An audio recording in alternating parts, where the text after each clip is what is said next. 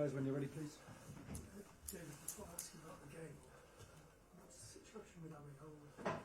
He's fine. We just took precaution at half time and just made a decision to change him after the knock in the first half. Was there any thought about taking him off immediately? No, he was fine. Just we just felt when we spoke to him at half time, we just thought, why would we take the risk? That was all, really. David, all things considered, how the team played as well for large parts of the match, do you think the scoreline flattered Man United? Yeah, I do. I think I look at my last couple of performances I didn't enjoy. Were draw against Bournemouth. I didn't think we played well enough. I didn't enjoy my point against Sheffield United. But I probably enjoyed my team's performance better today. I didn't enjoy the result. So that's why, when you grind out a point and you're not doing well, you just got to take it and move on. But I'm hoping that the performance today we can build on it. I thought we played much better today. I thought we made quite a few opportunities, and we just didn't quite have our shooting boots on to get us the chances. In truth, look, we beat Manchester United at the London Stadium. We may have played better today than we did at the London Stadium. So from that point of view, the first goal was disappointing because United hadn't really given us any problems at all, and we just get done with a wee bit of a turn and we let them shoot from the edge of the box just about. So, and we started the second half poorly, which it wasn't meant to be that way. That's for sure. Well, Emerson also had that chance. Yeah, he did. What was going through your mind after? Well, when Emerson went through, I actually thought Jared should have kept his run going as well. I thought Jared was on the break with him, and I thought Jared should have kept going, which might have kept Martinez, who done a great job in sort of stopping Emo cutting in and kept the angle really tight. And it ended up the shot was from probably the corner of the 6-yard box, which was a poor one, to be fair, in the end.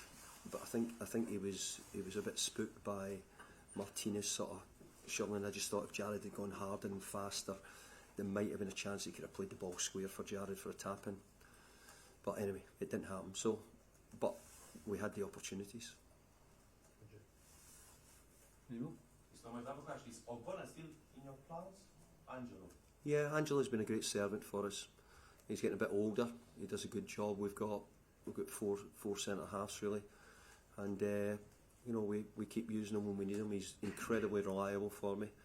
He's been one of the boys who I can rely on every week because he's such a good lad, and if I need to put him out, I can trust him. In terms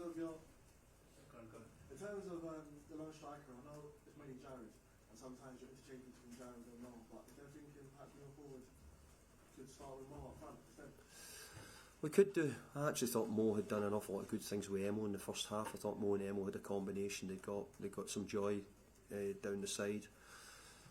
But yeah, we could interchange. But as you well know, the ones who watch, we're struggling with the balance of our team at the moment.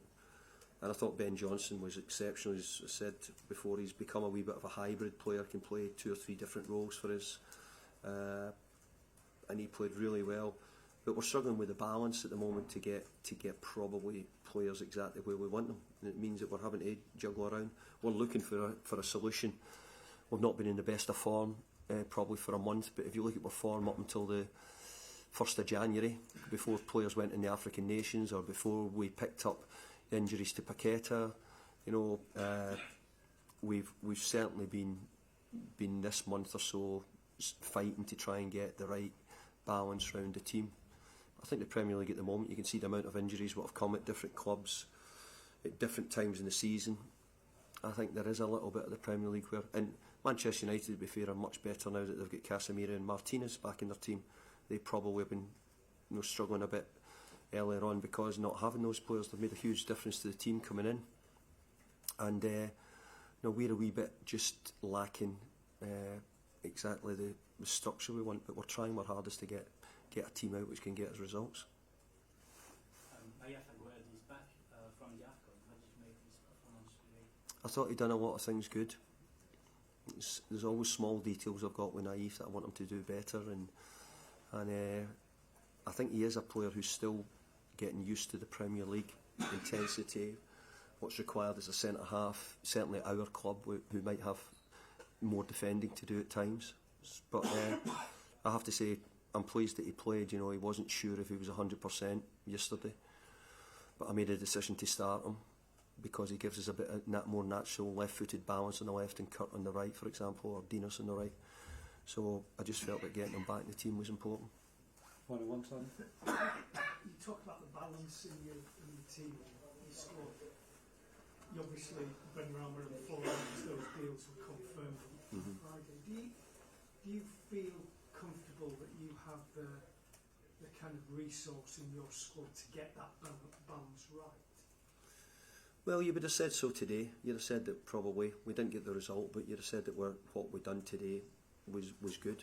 There was nothing wrong with what we tried. It didn't look out of place. No, we're hoping that Paquette is only a week or two away, so you might be not talking about it in 2 weeks' time. We might be talking about got Paqueta back and things look a lot better, and we'll get a lot more selection choices. Just happens that the offers we got were for the two players. The two players wanted to go badly, and because of that, then you get to a point as a manager and as a football club, as you're going to say, do we keep them just because we're going to do it? And both players, you have to remember, haven't had many minutes for the team. So there's part about trying to do the correct thing for the players as well, but also, you know, if the players are saying they don't want to stay, they want to go, it's very hard to say no. David, you mentioned Casemiro and Martinez and improving Manchester United. What do they do to make it more difficult to play against? Casemiro, I thought, headed every ball. I'm not surprised. You saw the chances he got from free kicks, wide free kicks against Wales the other day, and the opportunities. I thought his ability to head the ball and be in the right place. But I don't know if you have checked it. I think there's a penalty kick in the first half. I think Casemiro, and I use the word cupping. Cupping is when you put your two arms round. Football doesn't allow cupping, but it sounds like we can now do that because the referee didn't give any decision. No linesman, VAR didn't do any. So I'm going back to coach my players to cup, which would mean that players can't move, and that isn't our game. You're not allowed to do that in our game, you know. So I was pretty disappointed we didn't get in the first half for that action. But Casemiro, I thought was, and Martinez, I think gives Manchester United a much greater deal of calmness on the ball and their build-up play. I think I don't know, I'm not a specialist on Man United. I think it makes them look more comfortable. Is that the Edson chance? I think so, and I think the thing about it is you know, we can have home, but if you put your two arms round, you can't go anywhere. You can't go anywhere. We don't do that. You know, that's rugby. You know, we don't do that in our sport. You have to hold people off with one arm. You have to be tight with one arm. You might have to keep them away. But in our sport, you're not allowed to go and grab them and say he's not going to move. That's not correct. Or if it is, then great. I hope I'll get the details and I'll coach our players to do that from our point of view. David, I have a question. How do you think will Declan Rice be welcomed at the London Stadium on Sunday? He should be welcomed incredibly well. He was a great player for us. We all miss him. He's a great boy. He's a top professional, and we certainly miss him. So I would hope that he'd be welcomed. But obviously, I've got a support who want us to win, and a manager who hopes Declan doesn't play well or doesn't play. Okay, guys, thank you. Cheers, lads.